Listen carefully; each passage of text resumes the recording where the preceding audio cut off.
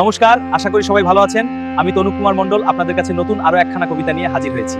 কবিতার নাম জ্যোৎস্না মিঠে হাসি। রাত্রে উঠিয়া আমি জ্যোৎস্নারে তাকায়ে দেখি, মিঠে জ্যোৎস্না আলো ছিটায় করে সম্মুখী।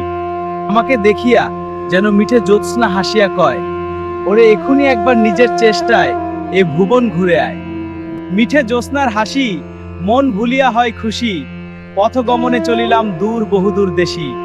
যেতে যেতে হায় পৌঁছালাম নদীর কিনারায়, চলচলিয়ে জল ঝলমলিয়ে যেন খুল খুলিয়ে হাসিয়া কয়, ওরে ভয় করিসনে আয় একসাথে খেলা করি আয়। দূর থেকে দূর করে ধ্রু ধ্রু প্রকৃতির মন মাঝারে, মিঠে জ্যোৎস্নার হাসি মরু বালুকাময় রাশি, হাসিয়া কেমন চিকচিকিয়ে ওঠে।